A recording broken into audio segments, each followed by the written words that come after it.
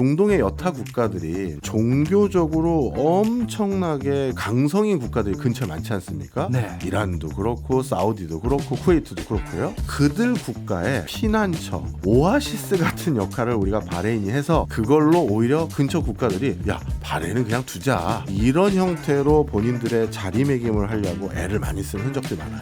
무엇으로부터의 비난인가요? 일단 대표적으로 관광을 가지고 설명드리면 좋을 것 같아요. 잠시나마 종교적인 굴레로부터 벗어날 수 있는 관광지가 되자. 이게 방점이었어요. 이슬람 율법을 다 뛰어넘었습니다. 대표적으로 뭘 판다?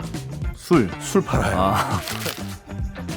예, 게스트가 묻고 진행자가 답하는 역시나 박정호 시간입니다. 오늘도 저 아나운서 오승훈이 질문하고 박정호 교수님께서 답하겠습니다. 교수님 안녕하세요. 예, 안녕하세요. 예.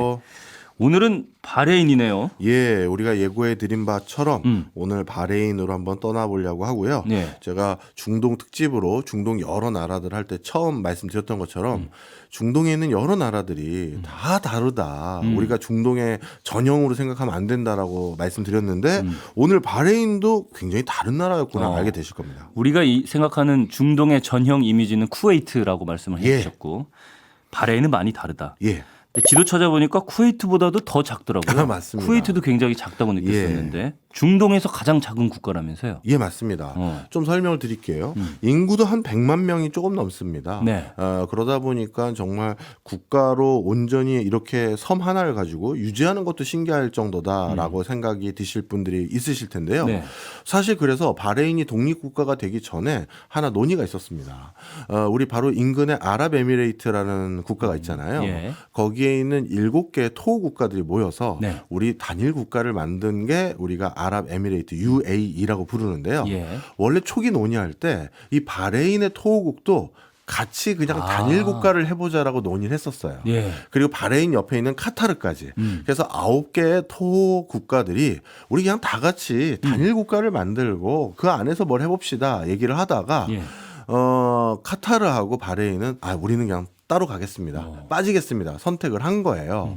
그러다 보니 초창기에 온전히 본인들만의 독립국가를 한다는 것도 자신이 없어서 다른 국가들과 합쳐서 뭔가를 해볼 정도로 규모가 되게 작죠. 예. 그리고 이 작은 국가인 것뿐만 아니라 다른 여타에 있는 중동 국가들과 달리 네. 자원도 사실 별로 없어요.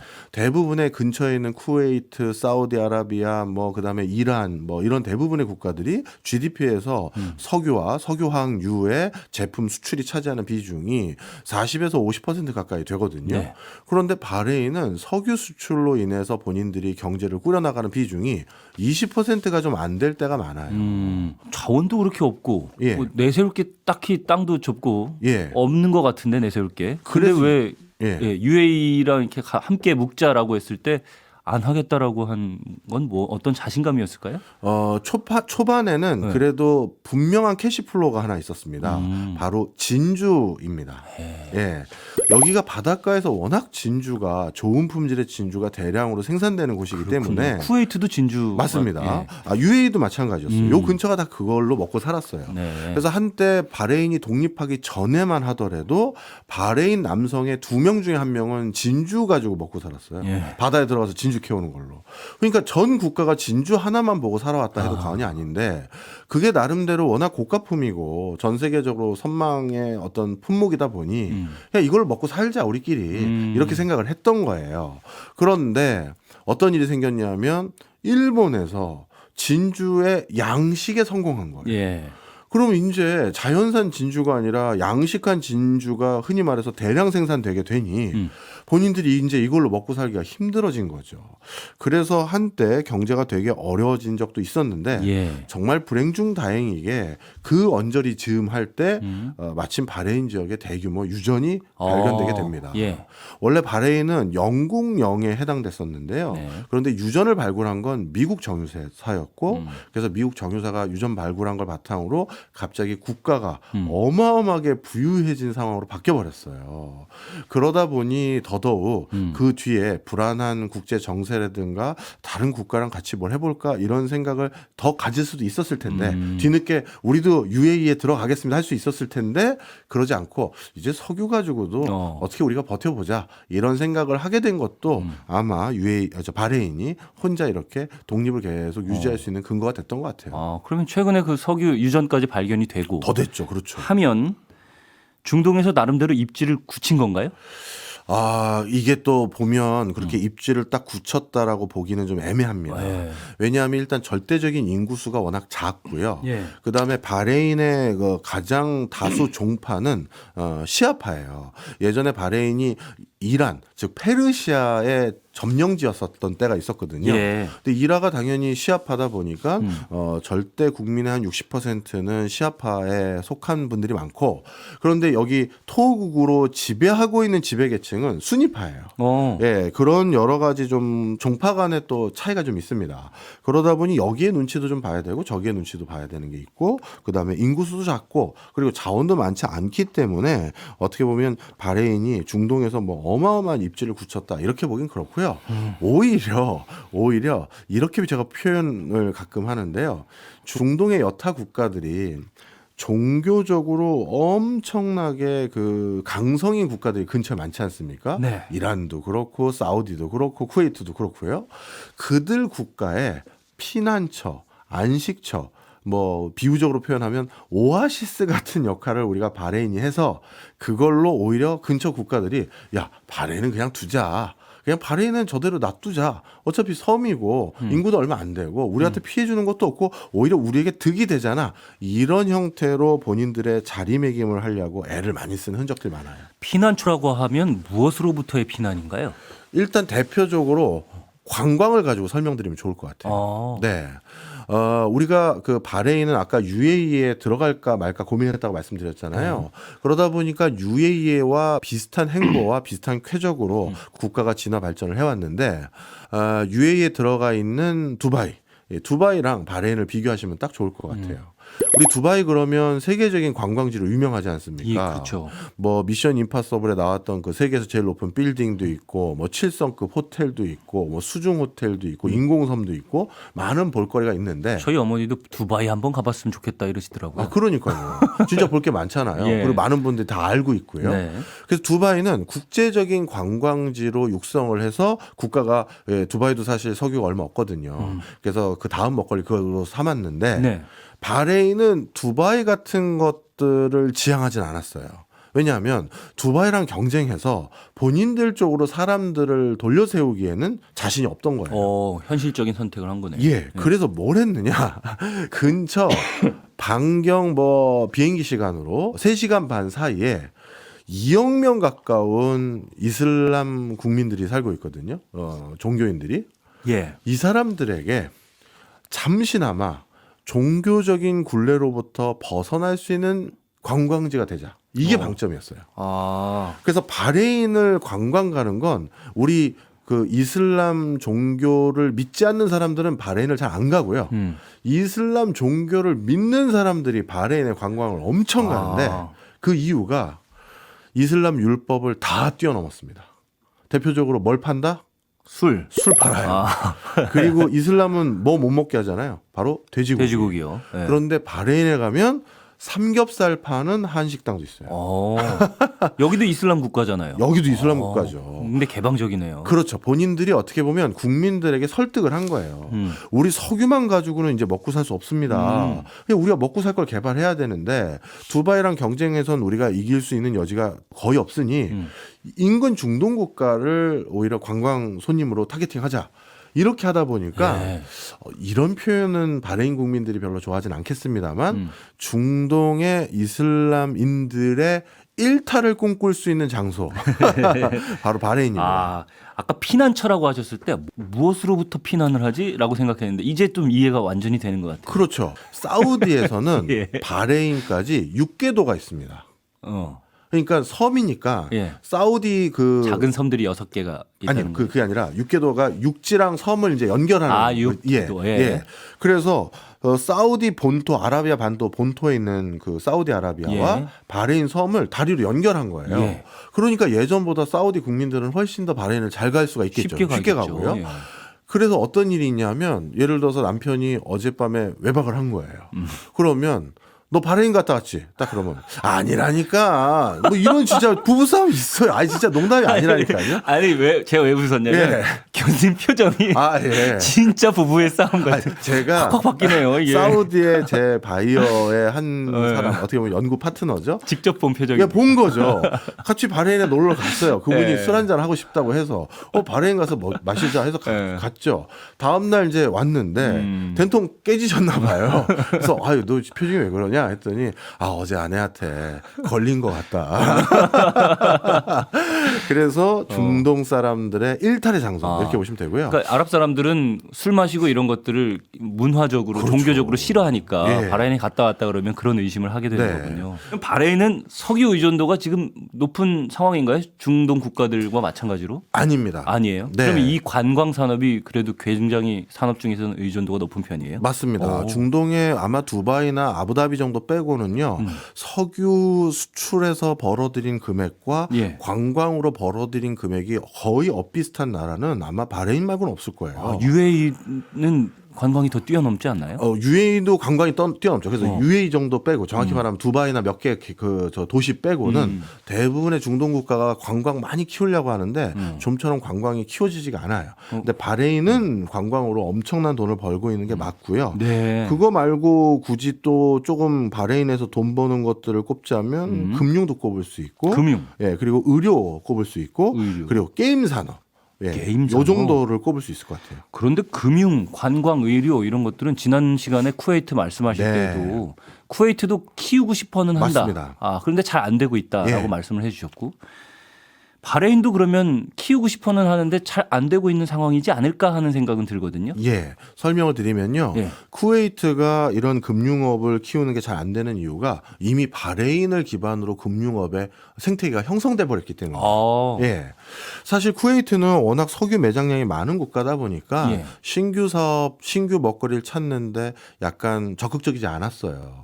근데 바레인은 앞서 말씀드린 것처럼 석유 고갈되는 시점이 얼마 안 남았기 때문에 우리가 빨리 다른 걸 좀 찾아보자 해서 금융업을 아주 초창기부터 육성하기 시작했는데 예. 이슬람 금융업의 가장 기본적인 율법 그리고 이슬람 금융에 관련된 여러 관행 이런 것들을 표준안으로 만든 게 바레인입니다. 좀 설명을 드릴게요. 예. 원래 이슬람은 금융이라는 게 있을 수가 없는 문화권이에요. 금융은 금융 한자로 풀어보면 돈을 융통해 준다는 뜻이거든요. 그럼 돈을 융통해 준 대가로 이자를 받는 게 금융업의 본질 중에 하나인데 네. 이쪽 문화는 이자를 못 받게 돼 있잖아요. 그렇습니다. 네. 그래서 근데 바레인은 어떻게든 금융업을 해야 될 상황이었어요. 왜냐하면 석유를 사고 팔고 운송하고 이런 것들을 뒷받침하기 위해서 반드시 금융의 지원이 필요하거든요. 그래서 이걸 어떻게 우회할 수 있을까 고민하다가 수쿠크라는 이슬람 금융의 가장 대표적인 표준안을 바레인이 약간 생각해낸 거예요. 이 스쿠크가 뭔지 설명을 드릴게요. 예. 예를 들어서 오승은 아나운서가 저에게 돈을 빌리러 왔어요. 네. 그럼 저는 돈을 빌려주고 오승은 아나운서는 그 대가로 나중에 원금에다가 이자를 저에게 줘야 되는 거잖아요. 예. 근데 이슬람에서는 그게 안 되잖아요. 그래서 스쿠크는 뭐냐 하면 네. 이게 불로소득, 이자놀이가 아니라 실제 내가 뭔가를 투자한 것 같은 형식을 취할 수 있는 방법을 생각해낸 거예요. 예. 예를 들어서 어떻게 하느냐 이런 겁니다. 돈이 필요한 오승은 아나운서가 저한테 돈을 빌릴 때 네. 어떻게 하냐면 본인이 가지고 있는 건물을 저에게 판 것처럼 해버립니다. 형식상요. 형식상. 예, 판 것처럼 하기 위해서 특수 목적 법인을 하나 설립해요. 그래서 그 가상의 페이퍼 컴퍼니 같은 걸 만드는 예. 거죠. 실제 네. 팔면 안 되니까요. 네. 그래서 거기다 판 것처럼 하고 그럼 이제 그 건물이 제게 됐잖아요. 네. 근데 오승원 아나운서는 당연히 그 건물을 계속 써야 되잖아요. 돈을 빌리기 위한 형식상으로 저에게 판 것처럼 그 꾸몄을 뿐이지.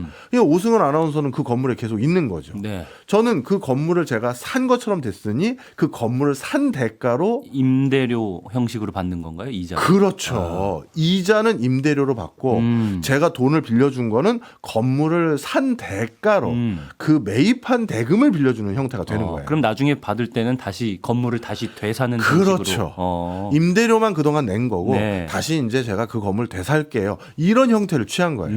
그래서 어떻게 보면 눈 가리고 아웅인데 그래도 표면상으로는 이슬람 율법을 어긴 건 아니잖아요. 그렇죠. 바로 이 수쿠크라는 방법으로 돈을 빌려줄 수 있는 방법을 처음 착안한 게 바레인이고요. 예. 그러다 보니까 바레인이 만든 금융의 여러 체계와 틀이 전 이슬람 문명권에서 지금 다 사용되고 있어요. 그래서 바레인이 어떻게 보면 이슬람 금융의 최고 심판기구 하는 그런 국제기구들이 이슬람 문명권의 국제기구들이 다 바레인에 있어요. 네. 그렇군요. 그럼 금융산업이 중동에서는 가장 발달했다고 볼 수도 있나요? 맞습니다. 특히 세계 최대의 또는 세계 최고의 금융회사들 지점은 모두 바레인에 있다 해도 과언이 아니고요. 물론 금융업을 하는 규모는 그 사이에 또 두바이가 앞질렀어요. 워낙 두바이는 투자를 화끈하게 하니까요. 예. 하지만 방금 말씀드렸던 이슬람의 금융의 근간을 이루는 체계를 만드는 그런 국제기구 아닌 국제기구 바레인이 다 있고 그리고 기본적으로 바레인의 지점을 안 두고 있는 다국적 금융회사들은 없다. 이렇게 얘기해도 과언이 아닙니다. 의료는 어때요? 의료 이것도 말씀드릴게요. 네. 바레인 국민들도 나름대로 그 석유도 있고 관광 사업도 하고 금융업도 하니까 좀 부유할 거 아니겠습니까? 네. 물론 쿠웨이트나 다른 나라보다는 좀 덜하긴 하지만 그러다 보니 자연스럽게 여기도 성인병이 많아요.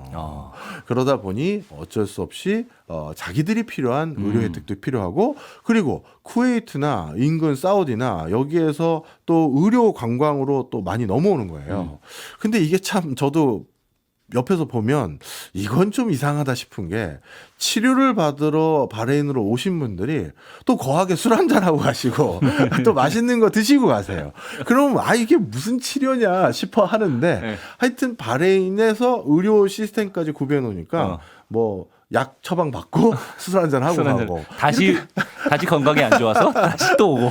그게 선순환이 됐네요. 진짜로요. 진짜 그런 어떤 산업 생태계를 가지고 있어요. 그래서 의료도 굉장히 빠방한 그렇습니까? 생태계가 가지고 있습니다. 그런데 인구 160만으로는 내수만으로는 안 되니까 예. 다른 데서 계속 온다고 말씀은 하셨지만 예. 이걸로 경쟁력을 충분히 갖출 수 있는가는 또 의문이긴 하거든요. 중요한 지적해 주셨습니다. 그래서 부침이 심해요. 일단 첫 번째로 전 세계적으로 유가 수급이 저유가 기조가 되면 바레인 경제는 곤두박질 치기가 아주 십상이고요. 그래도 석유의 의존도가 있긴 있으니까. 있으니까요. 네. 그리고 또 한 가지는 관광에 의존 많잖아요. 그리고 의료도 사실 관광 기반 의료잖아요. 내수 의료가 아니라. 네. 그래서 코로나 때 정말 힘들어했어요. 그렇죠. 네. 외국에 나가질 중동 국가도 못하게 하니 바레인 그때 망하는 거 아니야 싶을 정도로 많이 힘들어했었고 바로 그런 여러 가지 이유들로 인해서 바레인 경제는 국제적인 어떤 뭐랄까요 경기 변동 이걸로 굉장히 많은 영향을 받게 된다 이렇게 보시면 될 것 같고요. 네. 그래서 바레인은 아직까지도 이 산업들 중에서 미래 먹거리를 계속 찾아가고 있어요. 대표적으로 요즘은 금융업의 가장 큰 화두가 암호화폐잖아요. 예. 그러다 보니까 이 암호화폐 분야에서도 바레인은 자신들이 성공 방정식이 남들이 주저할 때 과감성을 가지고 본인들이 이런 걸 시도했던 게 성공 방정식이었지 않습니까? 예. 그래서 이번에도 또 암호화폐와 관련돼서 중동 지역에선 가장 규제를 먼저 없애고 적극적인 투자를 하면서 암호화폐에 어떻게 보면 금융 천국을 바레인 만들려고 투자하고 있고요. 그런 상황입니다. 그 뉴스 기사 검색하니까 예. 바레인 국립은행이 예. 중동 걸프 협력 회의 이게 6개국으로 구성되어 있다고 예. 하는데 기관 투자자를 위한 첫 비트코인 투자 펀드를 출시했다. 맞습니다. 뭐 이런 기사가 나오더라고요. 네. 이게 비트코인 가격이 하락하면 100% 손실을 보호한다 이런 얘기가 써 있던데 네. 국가가 다 그렇게 전략적으로 지금 그걸 키우고 있는 거예요? 그렇죠. 다른 어떻게 보면 비트코인과 관련돼서 훨씬 우호적인 시장 환경을 가지고 있는 나라들도 있을 거 아니겠습니까? 네. 그런데 굳이 거기가 아니라 바레인까지 와서 비트코인에 투자하게끔 만들어 주려면 비트코인이 가지고 있는 가장 큰 단점 중에 하나인 불확실성, 위험성. 예, 위험성 이거를 우리는 없애주겠습니다. 그래서 전 세계 자금들을 모으려는 그런 의도를 가지고 있어요. 바레인은 그동안 어떻게 보면 본인들이 조금 손해 볼 수 있는 부분도 감내해가면서 산업을 육성해왔고 예. 그걸로 여기까지 왔기 때문에 아마 암호화폐 부분에서도 그런 전략을 계속 추구하는 것 같아 보이고요. 그럼 바레인이 이런 정책을 추구하니까 예. 어찌 보면 뭐라고 해야 될까요? 바레인 내부 국민들은 무조건 다 찬성하느냐? 그렇지 않아요. 아직까지도 바레인도 이슬람 문명권이잖아요. 네. 우리가 이렇게 술까지 팔아서 국가가 살아야 되는 겁니까? 그리고 비트코인 같은 이런 암호화폐까지 우리가 적극적으로 꼭 해야 되는 겁니까? 이런 옥신각신은 아직도 있긴 합니다. 근본적으로 좀 저하는 분위기가 있겠죠. 그렇죠. 그럼에도 불구하고 위정자들은 아니다. 우리는 그 어떤 것보다도 개방성을 갖춰야 우리가 살아간다. 이걸 계속 집착하고 있습니다. 먹고 사는 게 먼저다. 예. 이런 얘기를 하고 있는 거군요. 일부 마지막에 제가 오프닝에서 말씀하셨던 몇 년 전에 거대한 유전이 발견됐다는 소식이 있었다고 말씀해 주셨는데 네. 이 부분에 대한 좀 자세한 설명을 해 주시면 좋을 것 같아요. 네, 바레인도 사실 무엇보다 중요한 게 석유로 인한 기본적인 수급 이것도 굉장히 중요해요. 예. 그래서 인근 지역에 또 석유가 추가적으로 있을 수 있는지 탐사를 했는데 2000년대 이후 들어서 석유 탐사 기술이 크게 진일보한 부분이 있습니다. 네. 이제 심해라든가 이런 것들에 대한 지질 탐사에 대한 과학 기술이 굉장히 고도화되다 보니까 예전에는 저기에 석유가 있는지 없는지 불확실했던 그런 부분을 명확히 탐사할 수 있게 된 게 하나 있고요. 네. 두 번째는 그걸 시추하는 그 기술 그것도 또 경제성을 확보하게 돼서 네. 예전에는 굳이 캐서 쓰면 이거 팔려도 남는 거 없다라고 하는 부분들이 있는데 엄청난 투자가 필요하니까. 그렇죠. 네. 그런데 이제 그게 많이 허들이 낮아진 거예요. 그래서 바레인도 우리 주변에 분명 더 있을 것 같은데 하는 마음이 있었는데 네. 바로 그런 맥락 속에서 추가로 발굴이 됐고요. 예. 그래서 바레인은 어떻게 보면 이제 언제까지 우리 석유 고갈됩니다 하는 그런 분위기가 조금 더 해갈이 됐어요. 그리고 내부에선 지금 어떤 생각도 가지고 있냐면 그러면 또 과학기술은 더 발달할 거 아니야. 그러면 지금은 우리 주변에 이게 마지막이겠지 생각할 것 같지만 또 캐보면 또 나오지 않을까. 중동 지역이야 워낙에 그렇죠. 예, 석유가 많이 매장돼 있을 거라고 추정이 되니까. 바로 그런 생각들을 많이 가지고 있는 게 하나 있고요. 그리고 바레인이 네. 이렇게 땅 여기저기 뚫고 다니다 보니까 세상에 다른 중동 국가들이 엄청 부러워하는 지하자원을 하나 더 찾아냈어요. 뭡니까? 알루미늄입니다. 오. 전 세계에서 알루미늄 제련 공장 두 번째로 큰 걸 가지고 있는 게 바레인이에요. 우리가 공학이 이렇게 발전할 수 있었던 것에 알루미늄 합금이 많이 쓰이게 되면서부터 공학이 크게 발전한 뭐 그런 분석도 많이 있거든요. 예.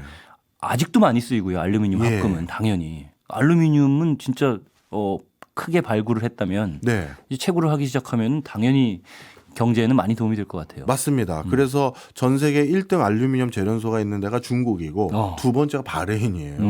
그래서 본인들이 어떻게 보면 점점 자신감이 생겼어요. 또 뚫어보자. 뭐 나올 것 같다. 네. 이런 생각들 가지고 있어서 사실 바레인 내부에서 분위기는 지하 자원에 대해서도 옛날보다는 걱정을 상당히적으로 덜 하고 있습니다. 작은 섬나라인데도 불구하고 그렇죠.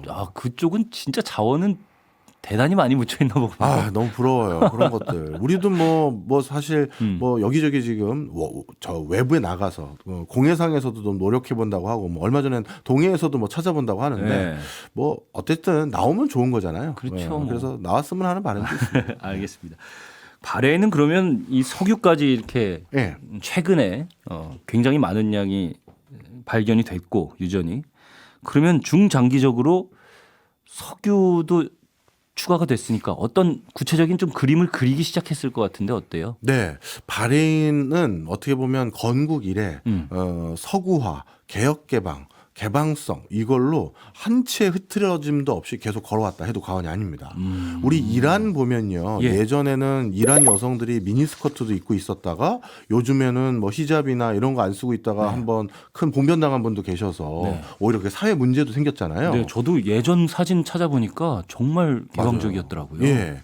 그런데 바레인은 그런 어떻게 보면 다시 보수성으로 돌아갔다가 하는 갈짓자 행보를 한 게 아니라 계속 앞만 보고 서구화를 추진했어요. 그래서 바레인 현장을 가보면요. 바레인 국민 여성들 중에서는 전통적인 복장 이거 안 입고 다니는 분들도 되게 많고요. 예. 특히 바레인 왕실 여성들은 완벽하게 원피스, 투피스라고 불리는 그 일반적인 서구의 복장들 예. 이런 복장을 그냥 입고 다니세요. 중동 지역에서 이럴 수 있는 국가가 진짜 손에 꼽히거든요. 예. 그래서 야 이렇게까지 개혁 개방을 계속 추진한다고 할 정도로 정말 그것도 왕실에서 주도해서 예. 오히려 그렇게 계속 나아가고 있는 추세고요. 근데 순위파라면서요 왕실 네. 쪽이. 그렇죠. 근데 그러니까요. 개방 일변도를 이렇게 유지할 수 있었던 비결은 뭐예요? 이게 다 저는 제 판단에는 경제적인 것 때문이에요. 우리 이러다가 진짜 석유 다 고갈되면 큰일 난다라는 생각 때문에 그게 가장 컸던 일인 것 같고요. 예. 뿐만 아니라 중동 지역에서 동성 결혼을 허용해 주는 곳이 바레인으로 제가 알고 있습니다. 이쪽에서는 종교적인 문제로 이걸 허가를 안 해줄 거 아니에요? 당연히. 엄격하게 좀 예. 관리를 하더라고요. 네. 그런데 그런 부분도 되게 놀라웠었고요. 네. 그래서 바레인은 어떻게 보면 중동 지역에서 가장 서구화가 먼저 달성될 나라 하나를 꼽아라 그러면 UAE도 아니고 이란도 아니고 저는 바레인이 될 가능성이 높다 이렇게 판단하고 있습니다. 개방 일변도로 가면 우리가 더 부국이 될 수 있다라는 그림을 그리고 있는 건가요? 네, 맞습니다. 그건 어떤 이유에서 그렇게 개방 일변도로 가면 우리가 괜찮아질 수 있다라는 생각을 하는 거죠? 왜냐하면요, 본인들이 만약에 개혁 개방에 소극적이어서 네. 두바이가 먼저 금융을 추진했다든가, 두바이가 먼저 관광에 두바이도 사실 이제는 술을 먹을 수가 있거든요. 4성급, 5성급 호텔에서는요. 네. 그걸 먼저 했다고 하면 아마 바레인 국민들은 오싹할 거예요. 그러면 중동의 많은 그 관광객들도 다 두바이로 갔을 거고 금융도 다 두바이로 갔으면 우리는 석유만 가지고는 국민소득이 웬만큼 나오진 않는 상황인데 안 된다. 우리 다른 중동 국가도 결국 우리 바레인이 걸어간 길을 뒤따라 오지 않았느냐. 그러니 우리는 먼저 치고 나가야 된다. 이렇게 생각한 게 아직까지 있는 것 같아요. 어쩌면 그 많은 부유한 것들을 가진 나라들 사이에서 네. 별로 가진 게 없으니까 우리는 차별화 전략을 써야 된다라는 생각을 계속 해왔던 거군요. 맞습니다. 그래서 요즘 또 바레인이 적극 추진하는 게 하나 있습니다. 예. 바로 게임 산업이에요. 예. 예. 게임 산업. 이거는 뭐 두바이도 그렇고 쿠웨이트도 그렇고 특히 카타르에서도 게임 산업을 엔터테인먼트 관련 산업의 일환으로 적극 육성하려고 하거든요.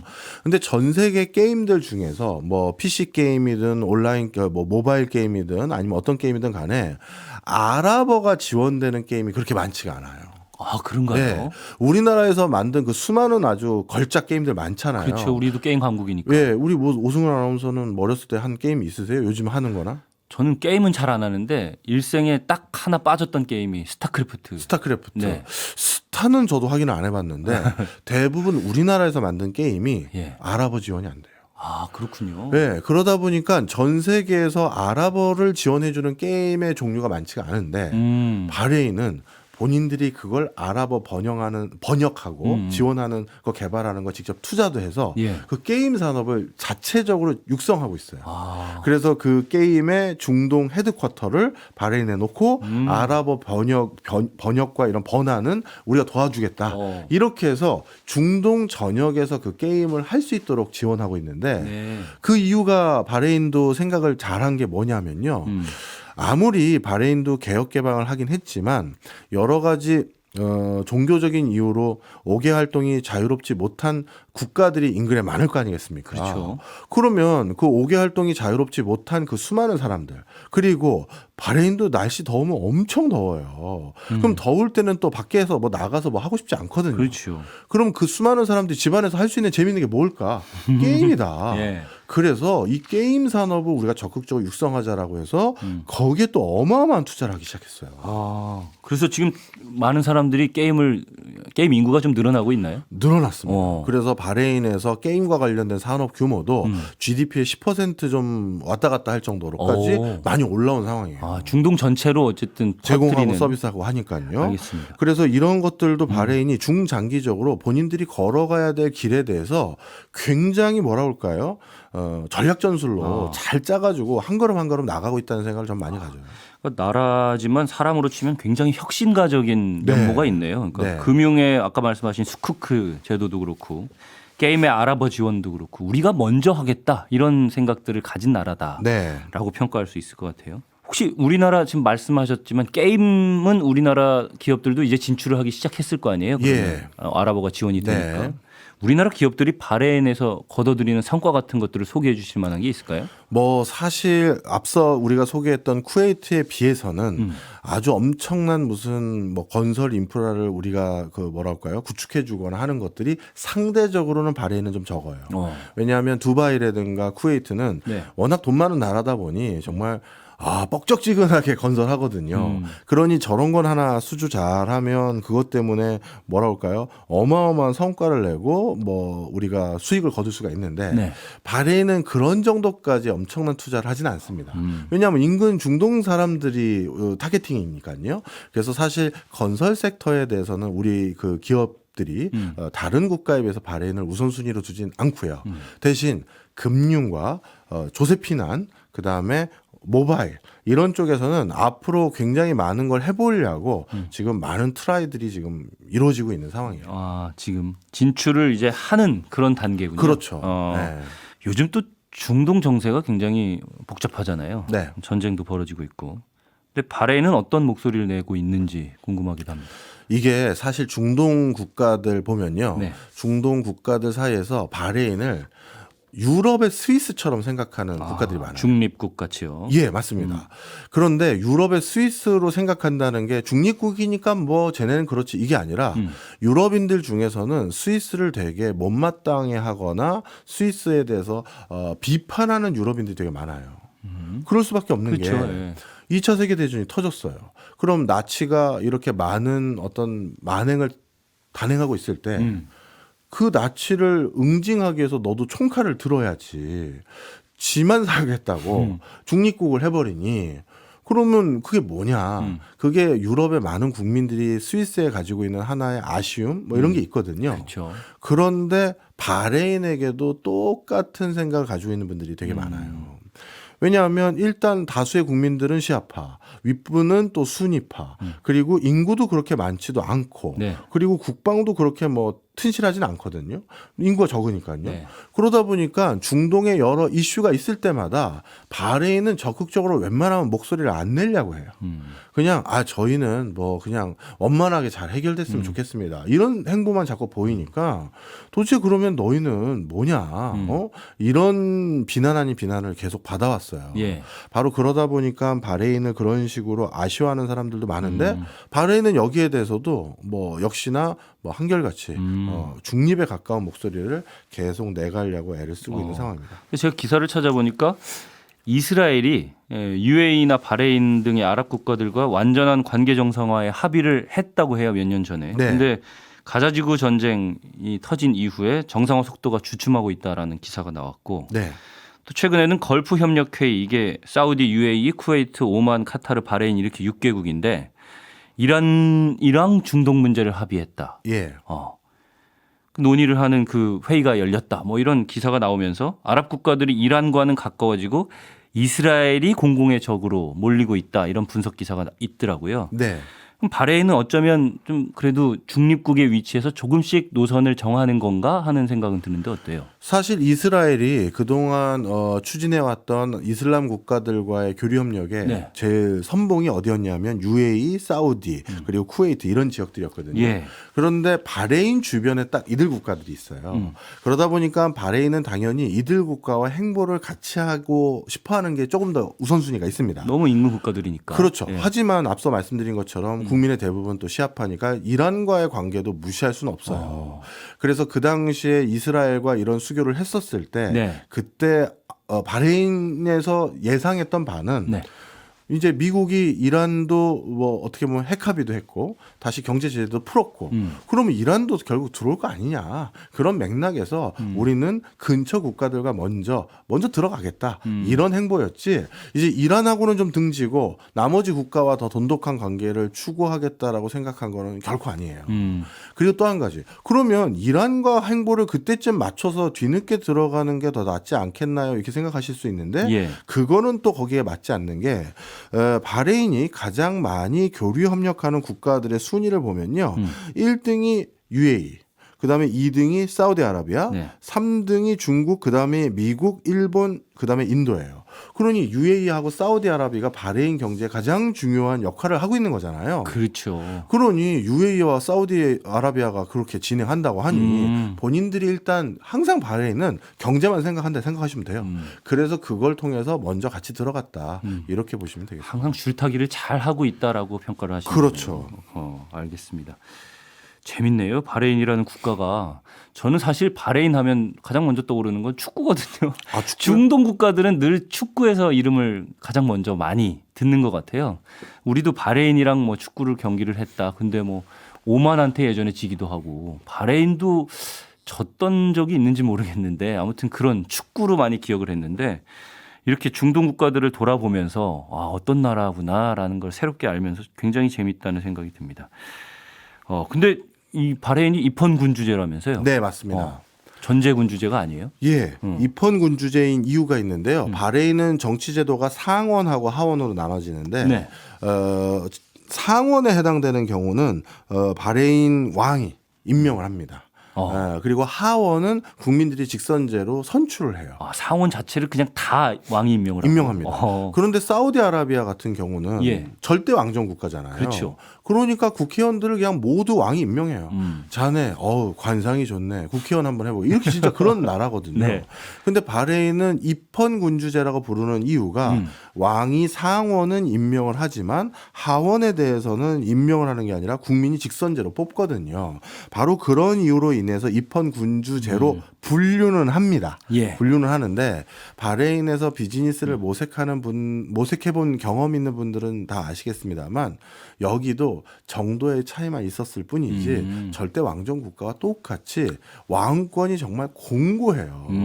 그러다 보니까 정치적 억압이라든가 왕의 견해와 다른 행보를 걸어가려는 기업들 예. 이런 곳에 대해서 탄압 아닌 탄압도 심하고요. 그러니까 형식만 입헌군주제, 절대군주제와 유사하다 이렇게 생각하시면 맞아요. 알겠습니다.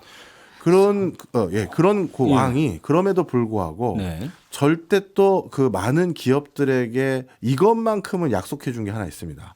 아, 거기도 또 가면 또 왕 명예 우리 쫓겨나는 거 아니야 이렇게 생각할 수가 있는데 다시 말씀드리지만 바레인은 경제에 워낙 그 천착한다고 말씀드렸잖아요. 네.